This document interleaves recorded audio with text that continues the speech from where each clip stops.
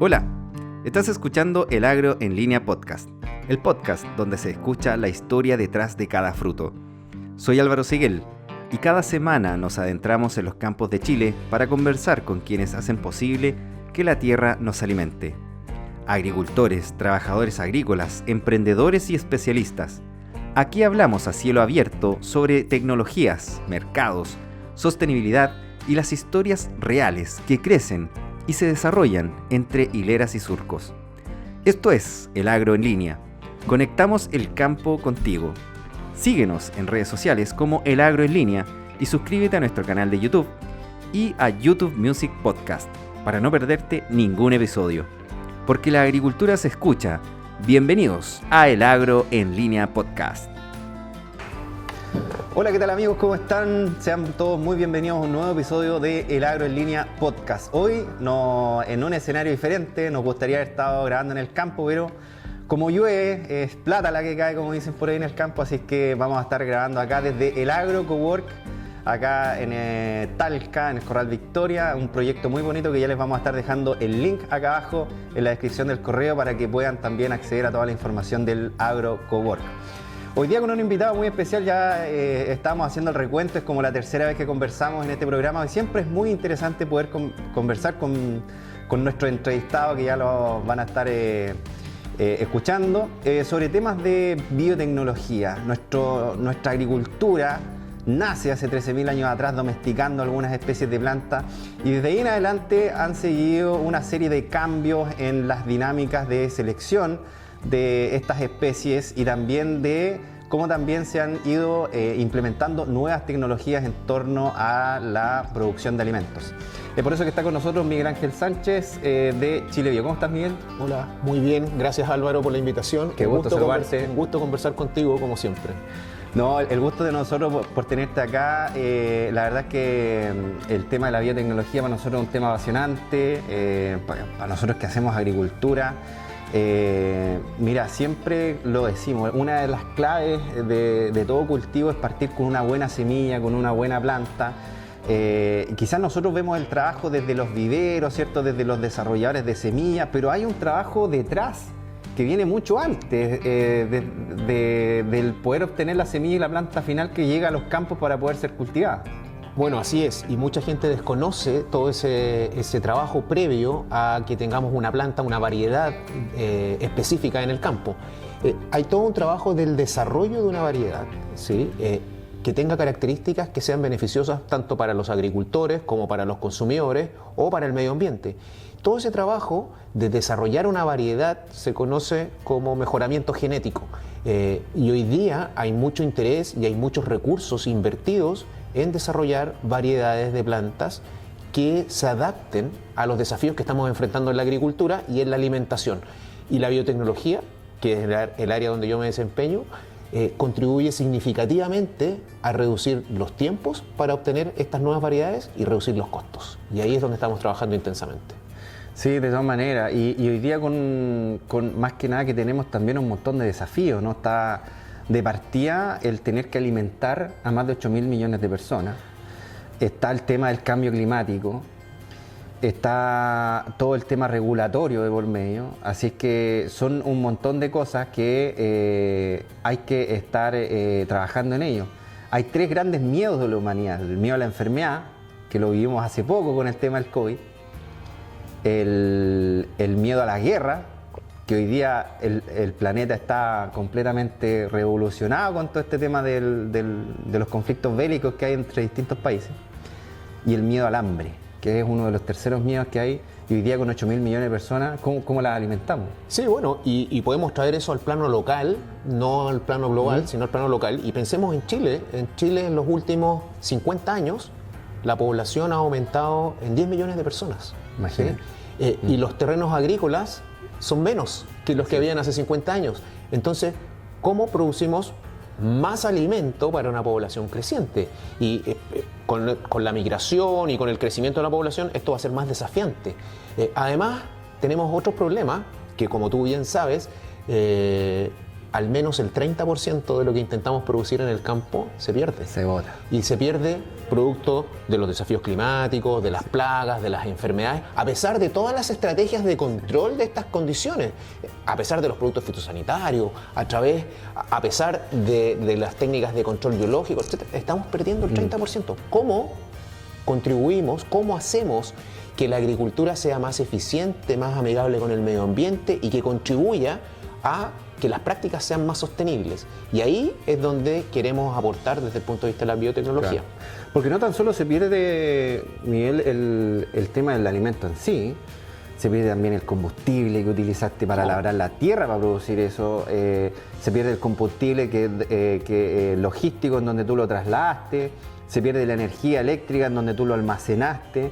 Entonces no es tan solo la pérdida de alimentos, sino un montón de otros factores que se pierden. Y de hecho, pongamos un dato, según la FAO, el 40% de los vegetales que llegan a nuestra mesa, a la casa, se botan a la basura.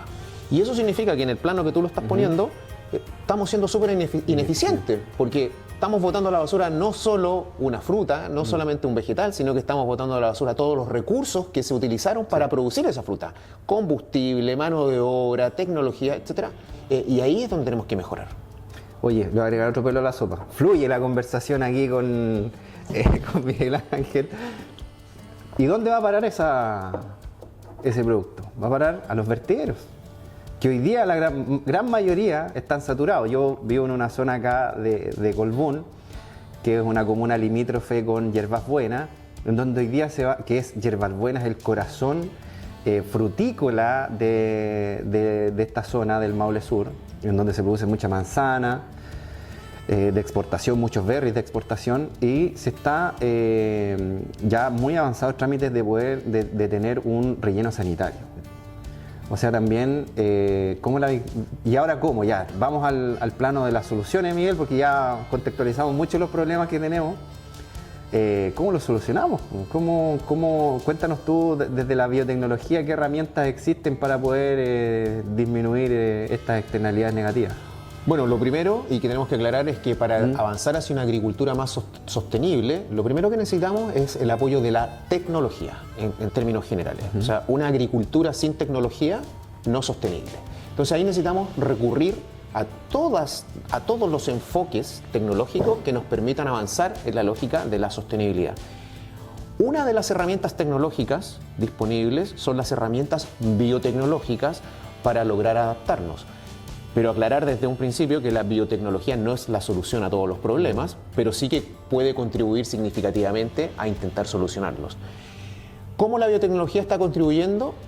Con distintas herramientas, pero principalmente desde el enfoque de acelerar los procesos para obtener nuevas variedades de plantas adaptadas a estas condiciones que nos están aquejando. Es decir, variedades que sean resistentes a enfermedades, que resistan el ataque de insectos plagas, variedades que nos permitan controlar las malezas de manera más eficiente, variedades que tengan mejor contenido nutricional, variedades que nos permitan disminuir el desperdicio de los alimentos y de esa manera avanzar en este gran desafío que nos hemos autoimpuesto como sociedad, que es la sostenibilidad de las prácticas agrícolas.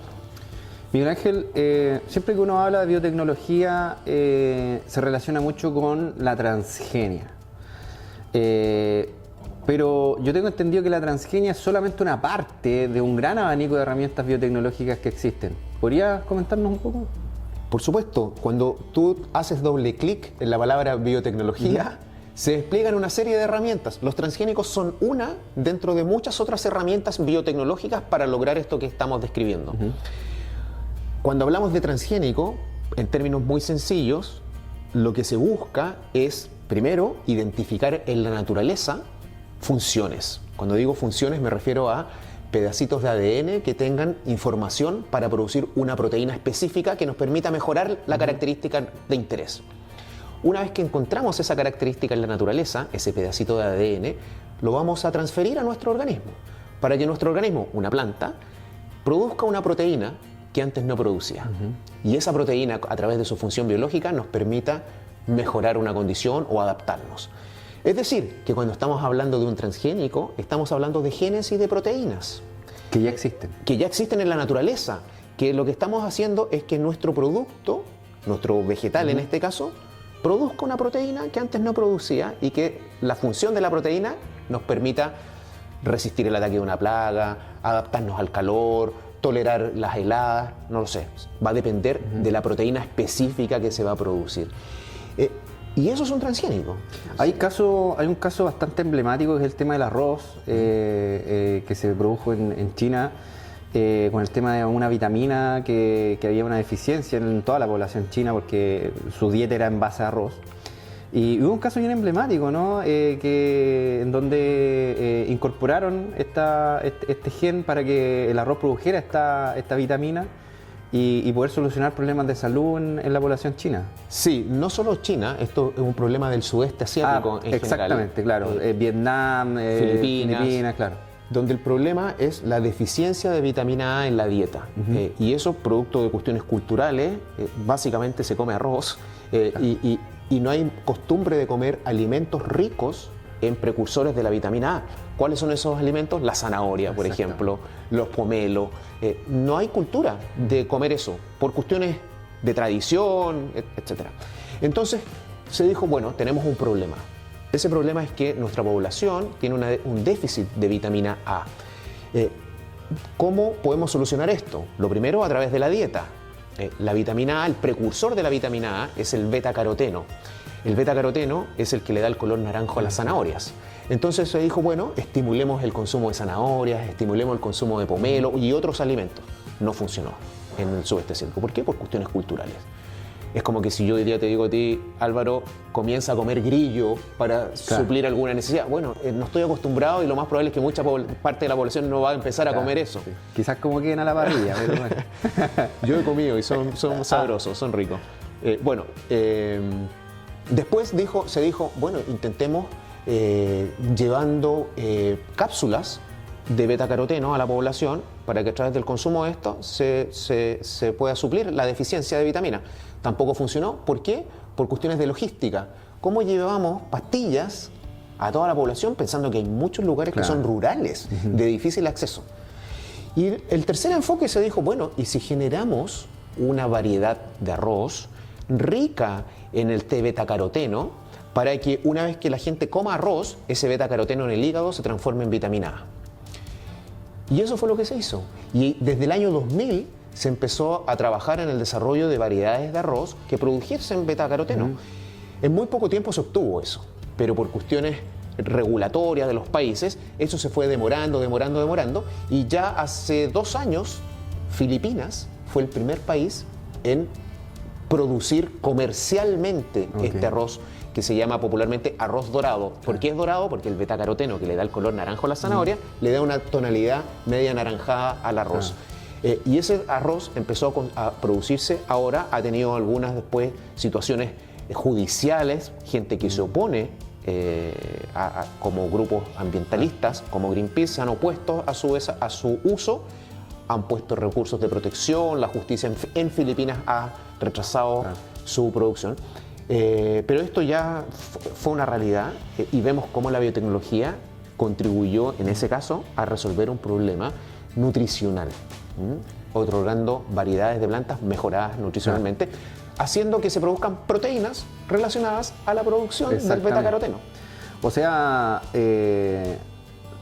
no estás agregando una proteína diferente a comerte un plato con arroz con zanahoria, o sea, la sumatoria total son las mismas. Para ese ejemplo, claro, exactamente. Uno podría hacer eso, pero por cuestiones culturales allá no se pudo hacer. Justamente. Oye, ya que tocaste los temas regulatorios, Miguel Ángel, ¿cómo estamos en Chile con el tema regulatorio, con el uso de la biotecnología? Bueno, recordemos que la biotecnología dijimos que era un tema muy amplio que tenía distintas herramientas tecnológicas. Entonces, ante tu pregunta de cómo estamos con respecto a lo regulatorio, hoy día la biotecnología en términos muy gruesos la podemos separar en 2 grandes tecnologías y las 2 tienen enfoques regulatorios distintos. Entonces, para que hagamos la distinción. El primer gran grupo de estos 2 son los transgénicos, los organismos genéticamente modificados. Y ahí Chile tiene una regulación bastante contradictoria. ¿Por qué? Chile hoy ha sido reconocido a nivel global como el principal país productor y exportador de semillas transgénicas del hemisferio sur. abastecemos con semillas transgénicas a países del hemisferio norte, como Estados Unidos, Canadá e incluso otras latitudes como China. También exportamos algunas semillas transgénicas. ¿Por qué es una situación contradictoria? Porque tenemos una regulación que permite hacer estas producciones de semillas, exportamos la semilla, pero nosotros, nuestra regulación, por vacíos regulatorios, no podemos producir transgénicos para uso doméstico, es decir, que sean consumidos acá. ¿Dónde viene lo contradictorio? Que una vez que exportamos la semilla, claro, importamos los alimentos que se producen a partir de esa semilla en otros países. Y la pregunta es, bueno, ¿y por qué no lo producimos acá? Exactamente. Sí. Porque finalmente mucha gente piensa que aquí en Chile están prohibidos los transgénicos. Eso no es así. En Chile consumimos transgénicos importados, no hay ninguna restricción para ello. Lo que sí, que por vacíos regulatorios no podemos producir para fines domésticos, es decir, que un agricultor local produzca para vender aquí en el país. Claro, y ahí es donde entran los temas complejos, porque yo conozco de primera fuente muchos agricultores que hoy día están muy descontentos porque no pueden tener acceso al uso de esta tecnología y compiten de forma desigual con agricultores de otros países, en donde ellos traen sus productos que gracias a los beneficios de la transgenia o de estas herramientas biotecnológicas son más eficientes en sus cultivos y acá en Chile no se puede hacer. Entonces es un tema muy relevante. Hay muchos agricultores que esto les molesta mucho porque básicamente hoy día te dejan con un tractor menos. Tomando en cuenta que es una tecnología más, es como que los agricultores el vecino pudiera utilizar tractor y tú puedes arar con caballo nomás. Exacto. De hecho, el objetivo es que los agricultores dispongan de oportunidades para resolver sus problemas. Como dije al principio, estas tecnologías no son la solución a todo, ¿sí? Pero pueden contribuir en algunos casos significativamente. Y ahí los agricultores, desde mi punto de vista, deberían tener la opción de poder escoger dentro del abanico de posibilidades para poder resolver sus problemas. Sí, claro. Pero no, el escenario no es tan oscuro como mencionamos, porque yo te dije la regulación de un grupo de tecnologías. Esto es un lado, claro. Hablamos de un lado que tiene que ver con la transgenia, pero también existen más herramientas biotecnológicas y eso me ibas a comentar ahora. Exacto, porque este primer gran grupo son los transgénicos y tiene esta situación contradictoria en Chile. El segundo gran grupo de herramientas, que hay muchas herramientas también que nos llevan a este objetivo, son técnicas que se agrupan bajo el nombre de la edición genética, donde el objetivo no es traer funciones desde otros organismos para producir una proteína y así mejorar una condición, sino que el objetivo es trabajar con el material genético propio de un individuo para ajustar ciertas funciones, y hoy día se utiliza principalmente para dejar de producir proteínas específicas, ¿sí? Dentro de un organismo. Sí, claro. ¿Por qué? Porque hay proteínas que producen las plantas que impiden adaptarse a alguna condición. Por ejemplo, hay plantas que producen proteínas que impiden adaptarse al calor. Hay plantas que producen proteínas que atraen enfermedades. Hay plantas que producen proteínas que causan alergias, por ejemplo, en la población. Entonces hoy día, con este otro gran grupo de herramientas biotecnológicas, podemos hacer que las plantas se adapten, pero no incorporándole funciones, sino que, entre comillas, eliminándole funciones. Cortándolas. Exacto. Entonces, ese gran grupo se llama edición genética y es un tema relativamente nuevo, que debe contar con casi unos 10 años de historia, que en el 2020 dos científicas se ganaron el premio Nobel por describir una de las principales herramientas biotecnológicas para llevar a cabo estos procesos. Y hoy día, en el año 2025, ya contamos con productos comerciales. O sea, cuando decíamos que la biotecnología, uno de sus objetivos era reducir tiempos y costos para la obtención de nuevas variedades, lo está logrando porque en muy poco tiempo ya tenemos variedades comerciales. Y desde el punto de vista regulatorio en Chile, tiene un enfoque regulatorio sobre este grupo, que es la edición genética, que desde el año 2017 viene funcionando, hace ya bastante tiempo. Y Chile tiene uno de los sistemas regulatorios más ágiles, más robustos y más funcionales que existen a nivel global. Y en Chile hoy se ha convertido en el segundo país en el mundo, detrás de Estados Unidos, en tener el mayor número de solicitudes regulatorias para productos editados. Para poner en contexto, en Estados Unidos hay cerca de 100 solicitudes que han pasado por el sistema regulatorio. En Chile tenemos 57 solicitudes que han pasado. Y para compararlo con otros países de la región, en Brasil ha habido 16, en Colombia ha habido 8, Oye, ¿cuáles son en China ha habido 5. Las principales directrices de la regulación en temas de... Bueno, hoy día los países... ¿De edición genética? Hoy día los países lo que han dicho es, bueno, aquí tenemos productos biotecnológicos, ¿los vamos a regular como los transgénicos o no los vamos a regular como los transgénicos? Son distintos. ¿Por qué? Porque no tienen información genética que estemos agregando. Entonces, lo que se ha dicho es, mira, lo que estamos obteniendo son productos que también podrían ocurrir de manera espontánea en la naturaleza. Claro. ¿Por qué? Porque son cambios genéticos en el propio organismo que también podrían ocurrir producto de una mutación espontánea, de algún programa de mejoramiento genético convencional, etc. Entonces el regulador, ¿qué ha dicho?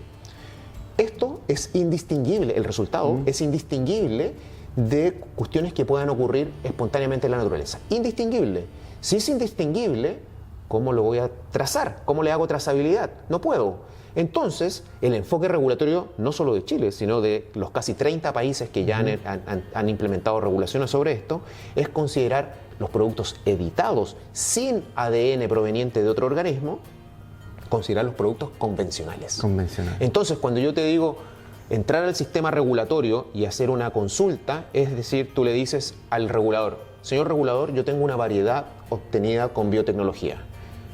Usted concluya si es o no es transgénico. Si la respuesta es transgénico porque tiene ADN proveniente de otro organismo, hay que cumplir la regulación vigente del país relacionada a transgénico. Pero en el caso que no tenga ADN proveniente de otro organismo y que el regulador lo va a comprobar, va a decir, esto es un producto común y corriente. Y desde ahí puede ser utilizado sin ninguna regulación especial distinta a la de un vegetal común y corriente. Y ahora, haciendo un doble clic en eso, este tema de esta tecnología de edición genética es alucinante. La verdad que yo cuando empecé a leer este tema, de verdad que es apasionante para todos los que nos gustan los temas agrícolas. Esta tecnología realmente vino a tener un salto cuántico en lo que se puede hacer. O sea, hoy día hay tantos problemas, lo que hablábamos del desperdicio de alimentos, del tema de las alergias alimentarias para los que somos papás y tenemos niños con alergias alimentarias y que sabemos que son producidas por una proteína en particular y poder saber que con esta tecnología un alimento puede no tener esta proteína es pero realmente alucinante. O sea, y lo otro, claro, el tema de que tampoco se agregan genes, o sea, es solamente cortar parte de la cadena genética. Yo no soy experto en estos temas, yo creo que tú lo voy a explicar mucho mejor, pero el tema del ADN es como el plano que tienen todos los organismos en donde se fabrican las proteínas.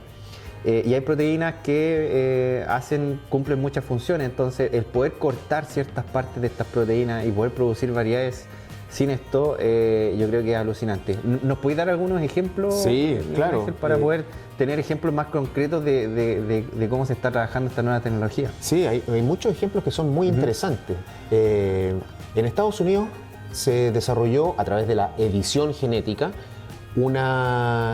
se inactivó un gen, es decir, se dejó de producir una proteína específica. Hay que tener el conocimiento científico previo para saber qué proteínas Justo yo te iba a preguntar eso, porque tú me imagino yo que tienes que conocer el genoma completo de una especie para poder trabajarla. Sí.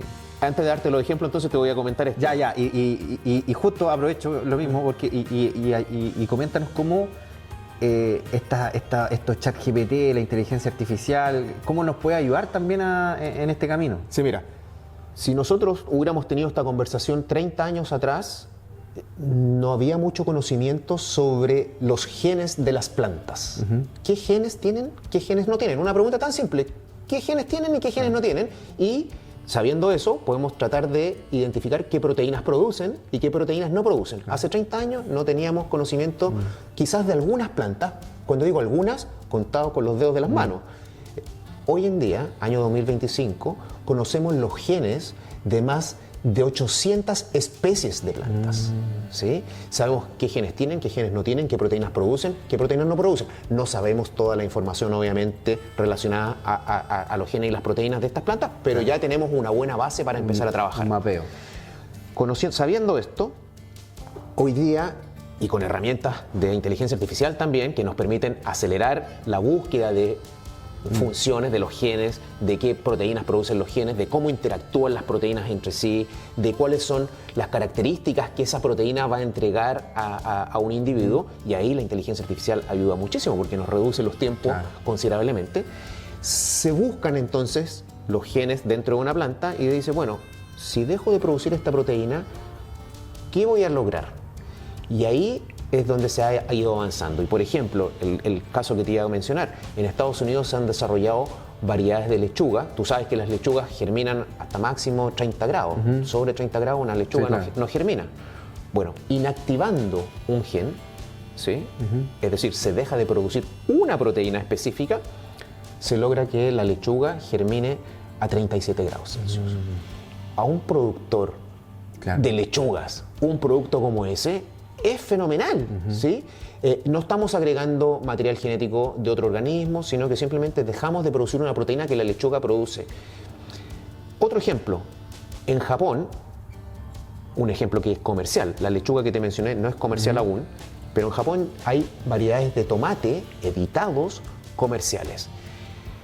¿Qué se ha hecho? Se le inactivaron dos funciones, dos genes, es decir, hay dos proteínas que se dejaron de producir. ¿Y cuál era el objetivo? El tomate, hay un aminoácido que produce de manera natural, que es el GABA, el ácido gamma aminobutírico, está lo mismo el nombre, pero ese aminoácido lo produce en pequeñas cantidades. Al inactivar dos funciones específicas, hacemos que el tomate produzca este aminoácido, pero lo acumule en grandes cantidades. ¿Y por qué? ¿Cuál es el objetivo? El objetivo es que cuando el ser humano consume este aminoácido en grandes cantidades, se contribuye a prevenir enfermedades relacionadas a la hipertensión arterial. Entonces en Japón hoy día hay una variedad de tomate disponible para que la produzcan los agricultores y para que los consumidores la consuman, que al consumirla contribuye a que no nos enfermemos producto de la hipertensión. Y eso a través de la edición genética, o sea, delante un beneficio para los agricultores directo, como la adaptación al calor y la germinación a 37 grados, ahora un ejemplo de beneficio para el consumidor, de enriquecer nutricionalmente el producto. Otro ejemplo, con los procesos de oxidación de las plantas, que eso favorece el desperdicio de alimentos, porque los alimentos duran muy poco una vez cosechados, ¿cierto? Sí. En Estados Unidos... El típico caso, por ejemplo, de la palta, el plátano, la manzana, la papa. Se oxidan muy rápido. Pero claro, las corta y a los minutos ya cambian de tonalidad, se oxidan y por lo general se terminan botando. Bueno, en Estados Unidos, a través de la edición genética, se desarrolló una variedad de lechuga, que es comercial, a la cual se retardan los procesos de oxidación de la lechuga, solamente inactivando una proteína. Una proteína. No significa que la lechuga no se va a oxidar. Se va a oxidar, pero más lento. ¿Por qué? Porque hay muchas proteínas relacionadas a los procesos de oxidación. Pero logramos retrasarla. ¿Y eso qué significa? Que en el refrigerador la lechuga dura 2 semanas más que una lechuga convencional. Y eso contribuye a reducir el desperdicio de alimentos. Entonces, desde distintos puntos de vista, estamos contribuyendo a la sostenibilidad. Reducir el desperdicio de alimentos, mejorar la nutrición, adaptarnos al cambio climático, etc. Y así tenemos una serie de ejemplos para sostener que la biotecnología está contribuyendo significativamente de todas maneras a adaptarnos. No, una tremenda herramienta, y sobre todo cuando estas herramientas vienen a solucionar problemas reales y de día a día de la gente. O sea, ese tema de la oxidación es un tema muy relevante. En Chile, ¿hay algunas variedades comerciales de plantas editadas genéticamente? Bueno, recuerda que dijimos que Chile era el segundo país con mayor número de solicitudes regulatorias de plantas editadas en el mundo. 52 evaluaciones positivas ha tenido. Pero no hay un registro de si estas 52 se están utilizando o no. ¿Por qué? Porque son consideradas plantas convencionales por la autoridad regulatoria, entonces ya no hay una trazabilidad del producto. son productos seguros, pero no hay una trazabilidad por lo mismo. Entonces, principalmente a Chile, las variedades editadas hoy día podemos decir que están entrando para hacer investigación de campo, donde Chile es un país muy relevante a nivel global. En Chile tenemos polos tecnológicos como Arica para el desarrollo de variedades de maíz, la zona central como el Maule, donde hay también un desarrollo de variedades de maíz y variedades de soya, o la Araucanía, donde hay un desarrollo potente de variedades de canola. Entonces, no hay variedades comerciales porque no ha habido registro de estas, pero esperamos que en el corto plazo sí las haya. Hoy día la tecnología se está utilizando en el país principalmente para acelerar procesos de investigación de campo. Sí, de todas maneras. Oye, Miguel Ángel, mira, yo cuando partí de la universidad vi por primera vez un dron, ya cuando estaba en primero de universidad, por ahí por el año 2006, que no era un dron que despegaba con él, sino que era como un avión pequeño, como de estos que hacen aeromodelismo, ¿cierto? Y que tenía cámaras, GPS, qué sé yo, y podía medir. Era una herramienta tecnológica que a nosotros nos deslumbró en su minuto. Nos hacía soñar esta herramienta tecnológica con cómo iba a ser el agro del futuro. También se está haciendo mucha investigación con el tema de transgénicos. Te quería preguntar, Miguel, ¿cómo ves tú el futuro de la agricultura tomando en consideración también todo esto de estos avances que no tan solo nos ha traído la inteligencia artificial, sino que también un montón de técnicas que se desarrollaron en el ámbito médico con la pandemia? El desarrollo de las vacunas y un montón de cosas más. ¿Cómo desde Chile Bio, desde el gremio, ustedes están viendo que va a ser el futuro, principalmente tomando en consideración todos los problemas también que habíamos hablado al inicio del programa? Claro. Bueno, desafíos hay muchos, ¿sí? Por ejemplo, los que hemos conversado: reducir el desperdicio de alimentos, disminuir las pérdidas en el campo, aumentar la producción, etcétera. Hay muchos desafíos. Pero ante tu pregunta, ¿qué se viene en el futuro con respecto a estos desafíos? Yo creo que la biotecnología está avanzando en reducir considerablemente los tiempos cada vez más para obtener variedades adaptadas a estos desafíos, ¿sí? Y las tecnologías que se están desarrollando para reducir los tiempos, a su vez, están permitiendo cada vez hacer los procesos más eficientes, más precisos y más fáciles de aplicar. Entonces, la tecnología está avanzando a pasos agigantados.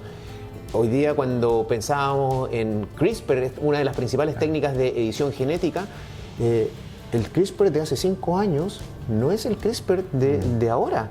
O sea, las cosas que se pueden hacer son muy distintas. Las potencialidades que la tecnología, en compañía de otras tecnologías como la inteligencia artificial y otras, puede contribuir significativamente a que nos adaptemos de mejor manera a todos estos desafíos que estamos enfrentando. Entonces, la biotecnología en el futuro, más allá de las distintas tecnologías que se van a estar desarrollando constantemente, están apuntando a reducir los tiempos para obtener una nueva variedad adaptada, reducir los costos y que todos estos procesos, a su vez, sean más precisos y eficientes. Entonces, ¿cómo me imagino la agricultura yo en el futuro? Con el apoyo de la biotecnología y otras tecnologías, avanzando hacia prácticas más sostenibles con el uso de productos como pueden ser estas variedades biotecnológicas que nos contribuyan a estos procesos de adaptación que al final nos van a hacer fortalecer la seguridad alimentaria y que hacer que las prácticas sean más sostenibles y amigables con el medio ambiente. No, impecable. Oye, Miguel, ha sido una tremenda conversación. Cuéntanos un poco la gente dónde se puede ingresar a tener más información sobre Chile Bio, dónde pueden también acceder a documentos, a investigaciones. Bueno, sí, dejo invitado a toda la audiencia de este podcast a que visiten nuestro sitio web www.chilebio.cl, donde van a encontrar mucha información. De hecho, tenemos herramientas basadas en inteligencia artificial, tenemos un chatbot donde ustedes pueden interactuar y da lo mismo el nivel de tecnicismo o de profundidad, pueden conversar con él, el chatbot se va a adaptar inmediatamente al lenguaje el que uno le plantee y nos puede entregar mucha información respecto a la biotecnología agrícola. Además del sitio web, dejo invitado a toda la audiencia, por supuesto, a que escojan su red social de preferencia: Instagram, Facebook, X, YouTube, LinkedIn, TikTok. La que ustedes Están en quieran. todas. Estamos en todas y van a encontrar mucha información, muchos materiales descargables para informarse sobre qué está pasando, qué es lo que hay, qué es lo que no hay y hacia dónde va la tecnología y cuáles son los beneficios a los cuales podríamos optar como sociedad a través del uso de este tipo de innovaciones. De todas maneras, mira, yo creo que el llamado es a informarse. Yo creo que siempre la información nos va a hacer bien para desmitificar también muchas cosas que hay en torno al uso de la biotecnología. Y qué mejor que hacerlo con los canales directos que tienen la información. Así que con ese llamado, estimados amigos, también si se informaron, si se entretuvieron, si encontraron interesante, revienten ahí el botón de like, denle me gusta, suscríbase a nuestro canal. Si le pareció algo, tienen algo que aportarnos también, déjennos su comentario. Y como siempre también los invito a seguirnos en todas nuestras redes sociales, que ya vamos a estar sacando capítulos semana a semana acá del Agro en Línea, así que los invito a suscribirse y activar la campana de notificaciones.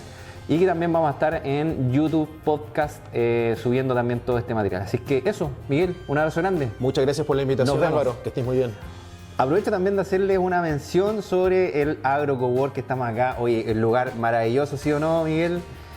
Los invito a que puedan pasar, es totalmente gratuito, hay internet, está calentito, hay calefacción, hay café, vengan.